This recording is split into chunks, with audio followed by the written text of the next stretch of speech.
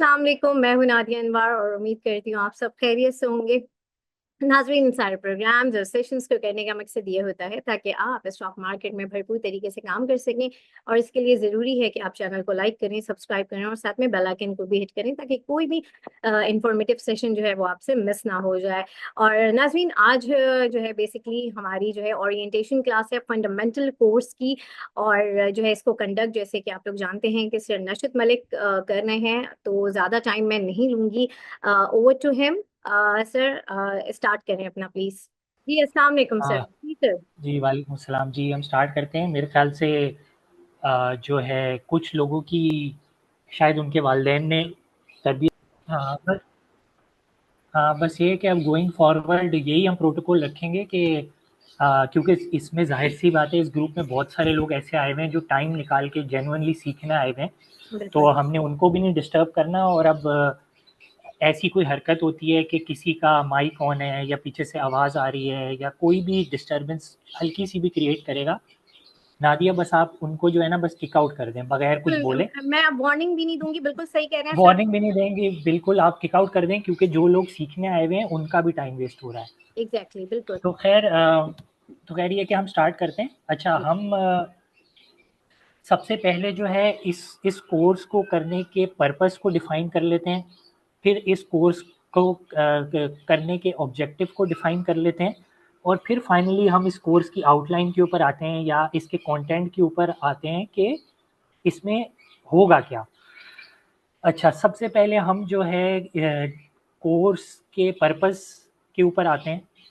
तो हम कोर्स के पर्पस को अगर जानने की कोशिश करेंगे तो सबसे पहले हम लोग आते हैं पीएसएमयू के प्लेटफॉर्म के ऊपर। जैसे मैम नादिया ने आपको बताया भी कि आप पीएसएमयू के देखें, आप पीएसएमयू के जो प्लेटफॉर्म है उसका उसका यूट्यूब चैनल भी है, व्हाट्सएप चैनल भी है, और फ्री की रिसोर्सेज भी बहुत सारी अवेलेबल हैं। तो आप लोगों से एटलीस्ट ये गुजारिश है कि आप लोग, अगर कोई जो है कोर्स में नहीं एनरोल करना चाहता, कोई पेड ग्रुप्स में नहीं आना चाहता, तो मोर देन वेलकम। वो उनकी अपनी पर्सनल चॉइस है, वो कोई इशू नहीं है। हमें कोई नाराज़गी नहीं है, हमें कोई इशू नहीं है किसी ऐसे इंसान से जो कि पे करके नहीं आना चाहता। लेकिन आपसे मैं इतनी तो रिक्वेस्ट करूँगा ज़रूर, सिंस एटलीस्ट आप लोग को एक क्लास भी दी जा रही है, तो मैं इतनी रिक्वेस्ट आप लोगों से ज़रूर करूँगा कि अ, जहाँ आपने बहुत सारे अजीब-अजीब किस्म के टिकटॉकर्स और यूट्यूबर्स के चैनल्स को लाइक और सब्सक्राइब किया हुआ है, वहाँ पे जाके आप पीएसएमयू के प्लेटफ़ॉर्म को भी एटलीस्ट आप लाइक कर लें, सब्सक्राइब कर लें, और उसके वीडियोज़ को व्यू कर लिया करें। इसमें आपके बिल्कुल कोई पैसे नहीं लगेंगे, बिल्कुल फ्री की रिसोर्सेज़ अवेलेबल हैं बहुत सारी। तो प्लीज़ आप लोगों से रिक्वेस्ट है कि ये लोग, पीएसएमयू की पूरी टीम बहुत मेहनत करती है आप लोगों तक इन्फॉर्मेशन प्रोवाइड करने के लिए। तो आप उसको सब्सक्राइब करें, वीडियोस को व्यू करें, बहुत सारी इन्फॉर्मेशन और चीज़ें। क्योंकि मैं तो एक कह लेंगे एक छोटा-मोटा एक्सपर्ट हूँ, मुझे बहुत कुछ नहीं आता। लेकिन पीएसएमयू के प्लेटफ़ॉर्म के ऊपर और भी बहुत सारे एक्सपर्ट्स आते हैं, 4-5, 6 बहुत अच्छे, और ऐसे एक्सपर्ट्स आते हैं जो कि पूरे पाकिस्तान में पॉपुलर हैं। ऐसे एक्सपर्ट भी बहुत सारे पीएसएमयू के प्लेटफॉर्म के ऊपर आते हैं। तो पीएसएमयू की टीम बहुत मेहनत करके उनके सेशंस आपके लिए अरेंज करती है यूट्यूब के ऊपर फ्री ऑफ कॉस्ट। तो आप उनसे फ़ायदा उठाएं, और जो है सब्सक्राइब करें, वीडियोस को व्यू करें। तो यही बेसिकली पर्पज़ है। जो अगर हम इस कोर्स के और पीएसएमयू के मिशन और पर्पज़ को डिफ़ाइन करें तो हम इसी तरह से डिफ़ाइन करेंगे ये कि हमने जो है बेसिकली नॉलेज के गैप को ब्रिज करना है। यानी कि जो भी स्टॉक मार्केट में इन्वेस्ट करे वो एक नॉलेज के साथ इन्वेस्ट करे। क्योंकि हमने देखा ये है कि मेरा जो है वो बेसिकली 6 से 7 साल का एक्सपीरियंस है स्टॉक मार्केट में एज एन एनालिस्ट का। तो उसमें मैंने यही देखा है कि जो मोस्टली हमारी स्टॉक मार्केट में जब नुकसान होता है तो नुकसान मोस्टली जो है वो रिटेल या इंडिविजुअल इन्वेस्टर्स का हमेशा ज़्यादा होता है। अच्छा, रिटेल या इंडिविजुअल इन्वेस्टर्स कौन होते हैं? वो आपके जैसे लोग होते हैं जो अभी एक इंडिविजुअल कैपेसिटी पे अपना ओन पैसा स्टॉक मार्केट में लगा रहे होते हैं कि उनको कोई इन्वेस्टमेंट मिले, कोई गेन मिले। तो इनका नुकसान बेसिकली इसीलिए होता है क्योंकि एक इंडिविजुअल या रिटेल इन्वेस्टर्स होते हैं जो उनको बहुत कॉम्प्लिकेटेड करके चीज़ें फीड की जाती हैं, और उनके पास जो इन्फॉर्मेशन होती है वो एक बड़े क्लास ऑफ इन्वेस्टर्स या एक जो इंस्टीट्यूशनल इन्वेस्टर्स होते हैं उनके मुकाबले में आप जैसे लोगों के पास इन्फॉर्मेशन कम होती है।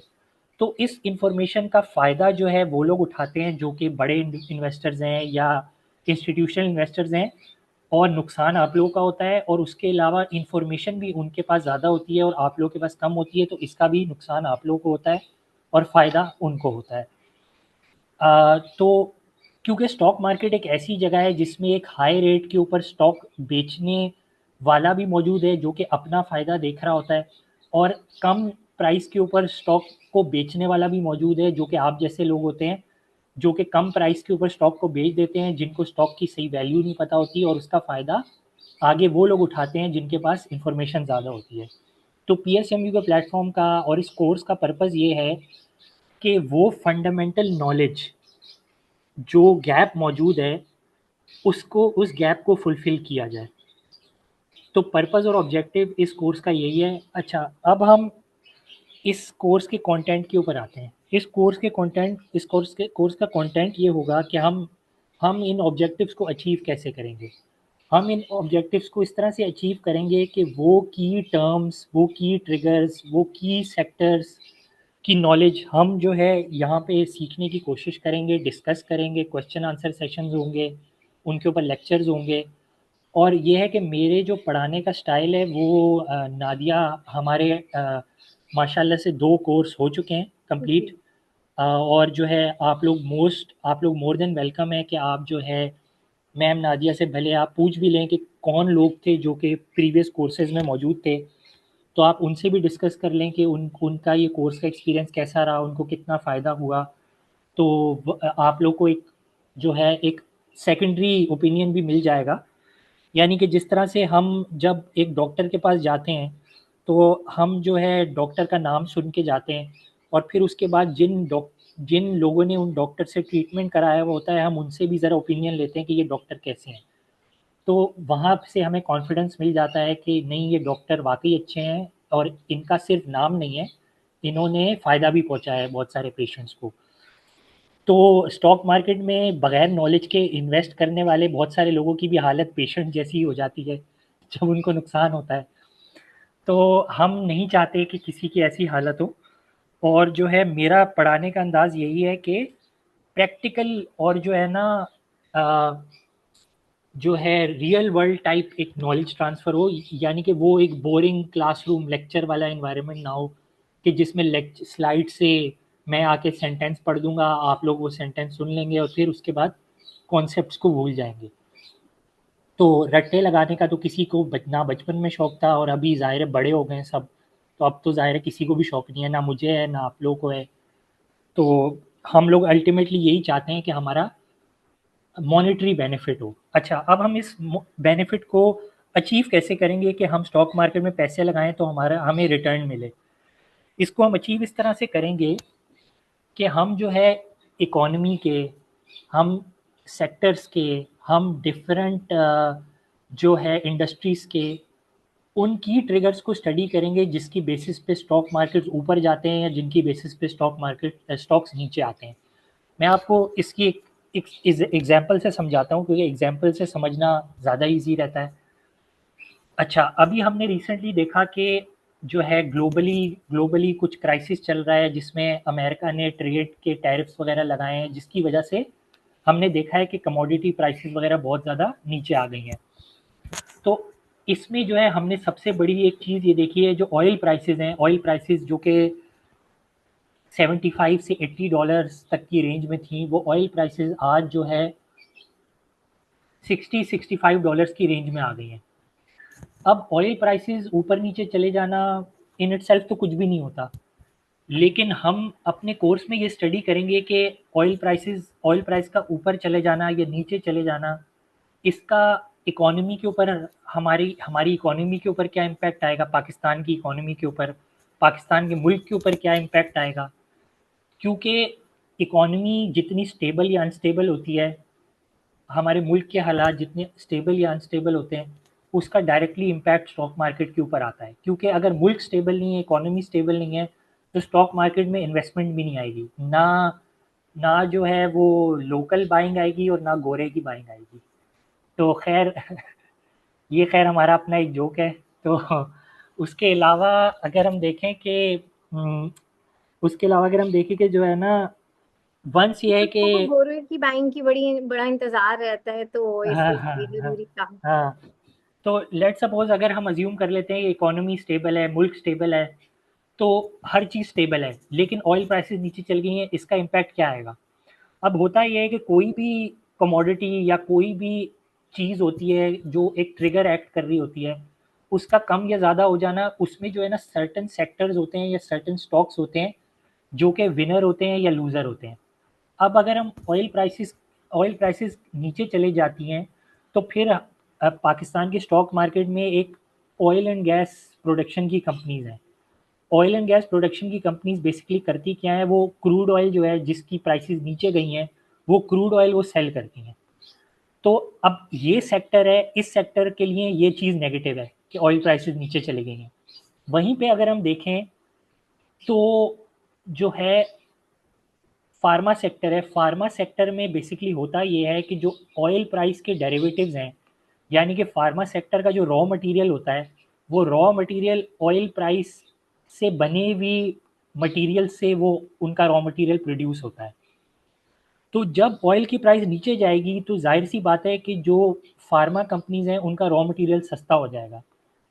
रॉ मटेरियल जब उनका सस्ता होगा और हम अज्यूम कर लेते हैं कि मार्केट में जो दवाएं हैं उनकी प्राइस नीचे नहीं गई, जो कि अभी चल भी रहा है कि प्राइस नीचे नहीं गई, ऑयल प्राइस नीचे चली गई है या फार्मा का रॉ मटेरियल सस्ता हो गया है, तो वहीं पे जो फार्मा कंपनीज हैं उनमें हमें जो है उनके मार्जिन में भी बूस्ट देखने को मिलेगा। और उसके अलावा हमने ये देखा कि उनके स्टॉक्स भी परफॉर्म करना शुरू हो गए ऑलरेडी, क्योंकि हमने ये देखा, जैसे कि अभी मैं स्टॉक्स मैं अपना स्क्रीन शेयर करता हूँ।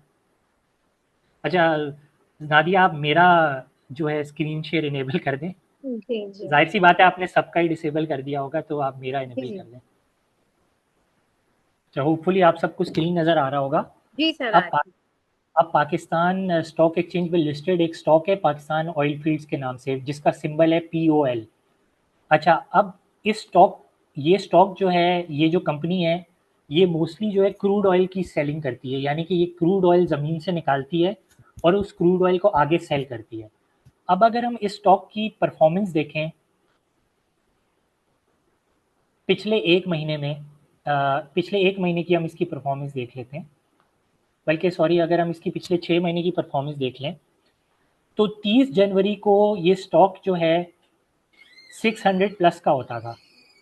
अब ये जो स्टॉक है, ये स्टॉक 525 का आ गया, यानी कि तकरीबन 100 रुपये प्लस का इस स्टॉक के अंदर जो है वो नुकसान हो चुका है। वो नुकसान होने की वजह क्या है कि ऑयल प्राइसेस नीचे आ गई हैं, और ऑयल प्राइसेस के साथ डायरेक्टली लिंक है इस स्टॉक की सेल्स का, इस स्टॉक की प्रॉफिटेबिलिटी का, इस स्टॉक की अर्निंग्स का। वहीं पे हम एक और स्टॉक अगर देखें, अब ये है ग्लैक्सो या ग्लैक्सो स्मिथ क्लाइन स्टॉक। ठीक है, इस स्टॉक को मतलब इस कंपनी को GSK भी कहते हैं लोग प्यार से। अब इसी कंपनी को अगर हम देखें, तो ऑयल प्राइसेस नीचे आ जाने की वजह से इस कंपनी की जो प्राइस है वो 404 रुपये से बढ़ के 445 पे चली गई, यानी कि तकरीबन 40 रुपये का इस कंपनी में गेन आया है। यानी कि हमने एक एक की ट्रिगर देख लिया जो कि ऑयल प्राइस था। अब उस ऑयल प्राइस के कम होने की वजह से एक सेक्टर बढ़ गया, एक एक स्टॉक बढ़ गया और एक स्टॉक नीचे आ गया। तो मैं आपको यही समझाना चाह रहा था कि कोई बहुत इन डेप्थ मॉडलिंग, बहुत कोई इन डेप्थ एनालिसिस वो हमेशा ज़रूरी नहीं होता स्टॉक मार्केट में पैसे बनाने के लिए। बस एक की ट्रिगर्स की बेसिक नॉलेज होना ज़रूरी है। तो ये तो मैंने आपको एक एग्जांपल दी। इसी तरीके से हम अपने कोर्स में इन डेप्थ देखेंगे कि स्टॉक मार्केट में जितने मेजर सेक्टर्स हैं, जितने 10-12 मेजर सेक्टर्स हैं, उनके हम की ट्रिगर्स को स्टडी करेंगे और उसका इम्पैक्ट देखेंगे कि स्टॉक्स के ऊपर और स्टॉक मार्केट के डिफरेंट सेक्टर के ऊपर क्या आएगा। अच्छा, ये मैंने आपको सिर्फ एक एग्जांपल दी। हम अपने कोर्स के अंदर इन डेप्थ इकोनॉमी के की ट्रिगर्स को भी देखेंगे, यानी कि थोड़ी सी ऊपर वाली अप्रोच को, यानी कि इकोनॉमी के कौन से की ट्रिगर्स हैं जिनको देखते हुए स्टॉक मार्केट में इन्वेस्ट करना चाहिए या नहीं करना चाहिए। क्योंकि ज़ाहिर है सबसे पहला सवाल तो ये होता है कि स्टॉक मार्केट क्या क्या अभी जो वक्त चल रहा है, ये वक्त स्टॉक मार्केट में इन्वेस्ट करने का है या नहीं है। हर हर टाइम, हर वक्त या हर टाइम स्टॉक मार्केट में इन्वेस्ट करने का नहीं होता, कुछ टाइम नुकसानदेह भी होते हैं स्टॉक मार्केट में इन्वेस्ट करने के लिए। तो हम उन की ट्रिगर्स को भी देखेंगे इकोनॉमी और कंट्री के, कि जिससे हमें ये पता चले कि स्टॉक मार्केट में इन्वेस्ट करना चाहिए कि नहीं करना चाहिए। ठीक है। उसके बाद हम इस चीज़ के ऊपर आएंगे कि अगर स्टॉक मार्केट में इन्वेस्ट करना चाहिए तो किन सेक्टर्स में इन्वेस्ट करना चाहिए। फिर अगर कुछ सेक्टर्स में इन्वेस्ट करना चाहिए तो उन सेक्टर्स में से कौन से स्टॉक्स को पिक करना चाहिए। तो इस चीज़ को फंडामेंटल एनालिसिस कहते हैं। अच्छा, अब विद इन फंडामेंटल एनालिसिस हम जब एक स्टॉक को पिक कर लेंगे कि अब इस स्टॉक में इन्वेस्ट करना चाहिए, तो सबसे पहले हम ये देखेंगे कि उसके की ट्रिगर्स फेवर में है कि नहीं है। वंस ये एस्टेब्लिश हो गया कि यार की ट्रिगर्स फेवर में है, तो फिर हम ये देखेंगे कि कौन सी कंपनी इन्वेस्ट करने के लिए बेहतर है। हम उनकी फाइनेंशियल वर्किंग करेंगे, हम उनके नंबर्स डाउनलोड करके रन करेंगे, हम उनके मॉडल बनाएंगे, हम उसकी वैल्यूएशन वगैरह देखेंगे कि स्टॉक्स को वैल्यू कैसे करते हैं।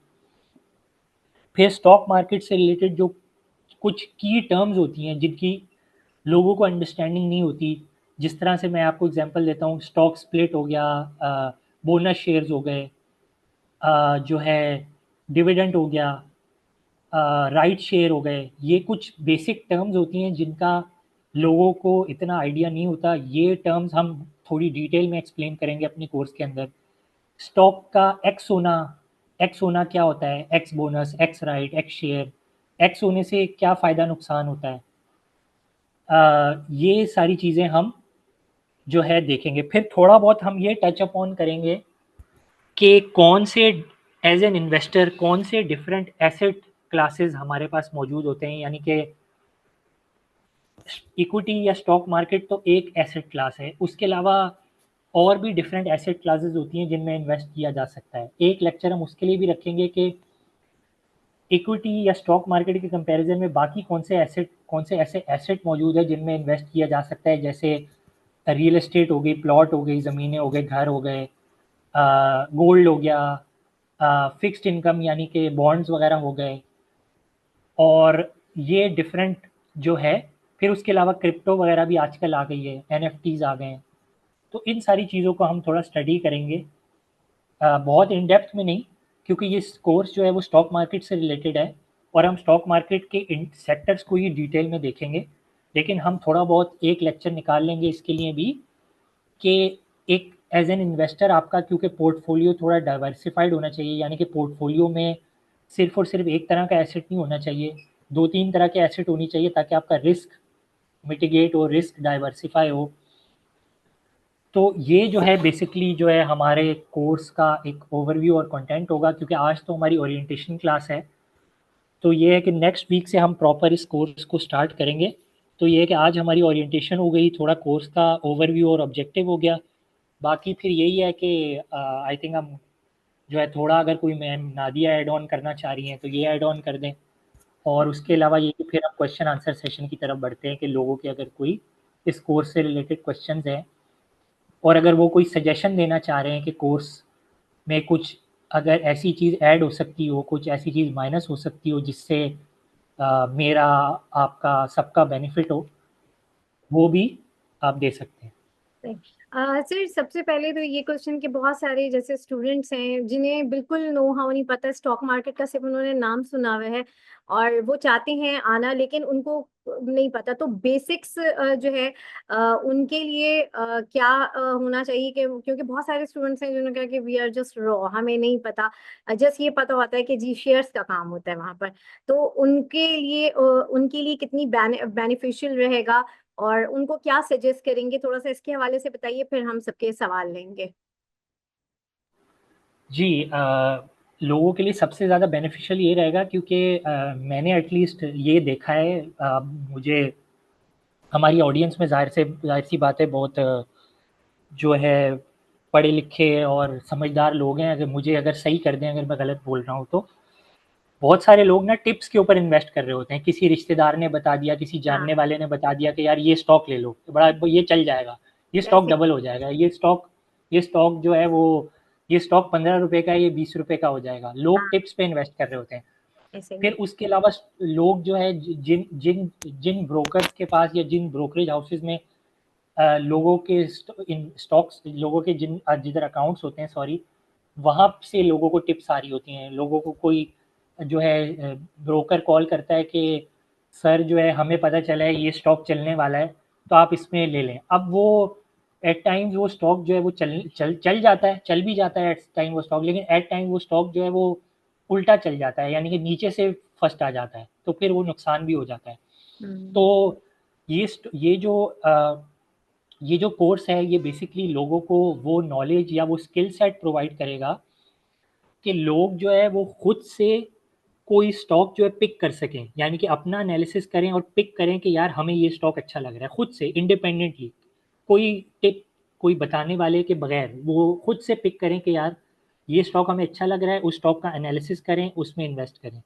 ये नॉलेज, ये स्किल सेट लोगों को प्रोवाइड करेगा। फिर उसके बाद अगर किसी जो है ना गली के चाचा मामू की टिप आ गई है कि ये स्टॉक 15 से 20 रुपए का हो जाएगा, तो उस टिप को वेरीफाई करने का स्किल सेट भी होगा कि वाकई क्या 15 से 20 रुपए हो जाएगा या नहीं हो जाएगा, क्योंकि एट टाइम्स उनकी टिप अच्छी भी होती है।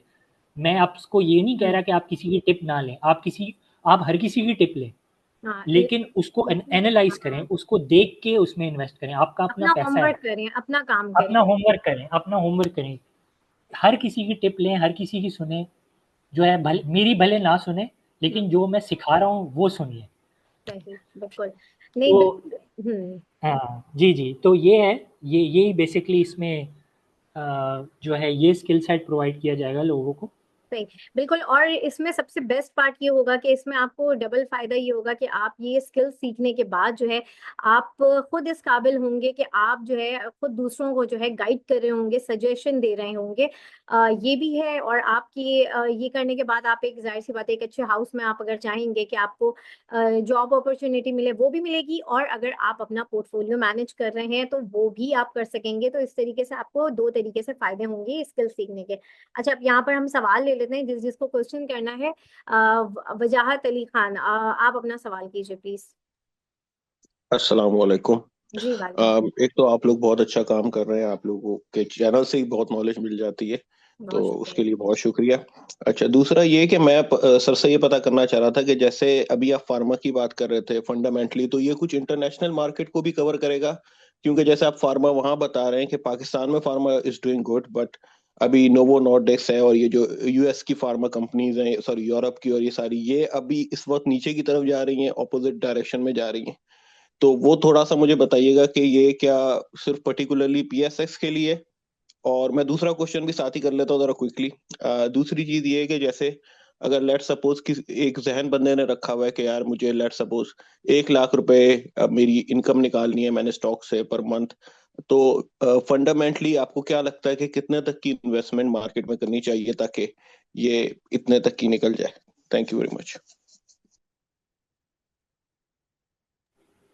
जी, बेसिकली जो है ना, सबसे पहले आपका क्वेश्चन का आंसर तो ये है कि नहीं, ये कोर्स जो है वो पर्टिकुलरली पीएसएक्स तक रिस्ट्रिक्टेड है। ये बाहर की मार्केट्स को फंडामेंटली तो कवर नहीं करेगा, लेकिन जो बाहर के जो भी एंगल्स या एस्पेक्ट्स होते हैं, यानी कि जैसे ऑयल प्राइस को अगर हम देख लें, तो ऑयल प्राइस जो है वो हम सेट नहीं करते, वो बाहर से ही सेट होती है। यानी कि शहबाज शरीफ साहब जो है वो ऑयल की प्राइस नहीं ऊपर नीचे कर सकते, वो इंटरनेशनल मार्केट्स में ही ऊपर नीचे होती है।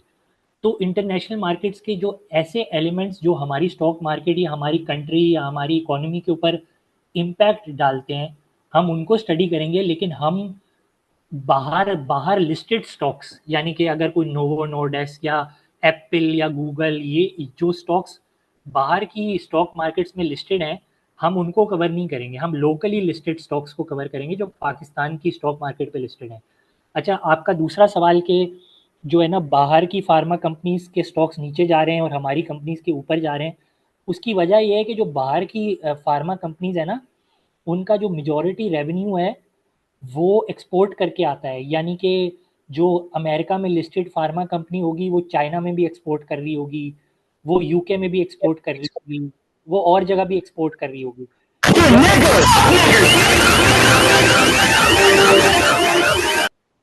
जब, इनको ब्लॉक कर दें, ये जो भी है इनको ब्लॉक ब्लॉक कर कर दिया दें। है।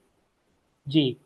तो खैर जो है, जो फार्मा कंपनीज है ना बाहर की, यूएसए की, यूके की, बाहर की फार्मा कंपनीज हैं, वो एक्सपोर्ट कर रही होती हैं। जो हमारी फार्मा कंपनीज हैं उनका सारा बिल्कुल लोकल बिजनेस है, तो वो अगर एक्सपोर्ट नहीं कर रहे तो उनके ऊपर कोई टैरिफ का, कोई ड्यूटीज़ का कोई इम्पैक्ट नहीं है, बल्कि उनको फ़ायदा ये है क्योंकि बाहर से ऑयल सस्ता आ रहा है, उनका रॉ मटेरियल सस्ता आ रहा है, सस्ता रॉ मटेरियल लेके वो यहाँ पे महंगा बेच रहे हैं, यानी कि प्राइस रिड्यूस नहीं कर रहे, तो ये है। और आई थिंक आपका इनका और एक लास्ट सवाल था। कि अ, कितने पैसे इन्वेस्ट किए जाएं कि मंथली हम हाँ इनकम हाँ हाँ हाँ अर्न हाँ कर हाँ सकें। हाँ हाँ। अच्छा, देखिए सबसे जो बेसिक बेंचमार्क है वो तो यही होता है कि इस टाइम के ऊपर अगर आप किसी बैंक में जाके पैसे रख देना, लेट सपोज हम मीज़ान बैंक की एग्जांपल ले लेते हैं। अगर आप मीज़ान बैंक में जाके 1 साल का, अगर आप मीज़ान बैंक में जाके 1 साल का टीडीआर बनवा लेना, टर्म डिपॉजिट रिसीट या टर्म डिपॉजिट सर्टिफिकेट, तो मीज़ान बैंक में आपको मीज़ान बैंक में आपको जो टर्म डिपॉजिट सर्टिफिकेट है, मीज़ान बैंक में जो टर्म डिपॉजिट सर्टिफिकेट है वो आपको वो आपका बन जाएगा 10 साढ़े 10% में। तो 10 साढ़े 10% में अगर आपको बगैर कोई रिस्क लिए, यानी कि बगैर कोई रिस्क लिए अगर आपको 10 साढ़े 10% आपके बन रहे हैं, तो जाहिर सी बात है कि अगर आप स्टॉक मार्केट में इन्वेस्ट करने आ रहे हैं तो आपको एटलीस्ट उस बेंचमार्क को तो बीट करना है कि आपको बगैर कुछ किए जब 10 साढ़े 10% मिल रहे हैं तो आपको उस बेंचमार्क को बीट करना है। तो बेसिकली इसके लिए एक फार्मूला होता है, एक फंडामेंटल एनालिसिस का फार्मूला होता है कि हमने बेंचमार्क रेट क्या रखना है, कि जो बेंचमार्क रेट हमें एटलीस्ट मिनिमम भी अचीव करना चाहिए। बाकी तो जाहिर है कि हर इन्वेस्टर की पर्सनल चॉइस होती है। अब कोई इन्वेस्टर अगर चाह रहा है कि मैं स्टॉक मार्केट में आके 50% रिटर्न बनाना चाहता हूँ, तो वो उसकी मर्जी है। मैं उसको गलत नहीं कहूँगा, लेकिन एक रियलिस्टिक टारगेट भी होना चाहिए इंसान के दिमाग में, क्योंकि बहुत ज़्यादा अनरियलिस्टिक टारगेट बना लेने से भी नुकसान होता है कि वो उल्टा पड़ जाता है। जल्दबाजी में जो है ना बहुत ज़्यादा पैसे कमाना जो है वो फिर नुकसान भी होता है उसका। लेकिन सब्र करके पेशेंस के साथ एक टारगेट माइंड में रख के इन्वेस्ट करके पैसे बनाना एक सही गोल होता है। जी।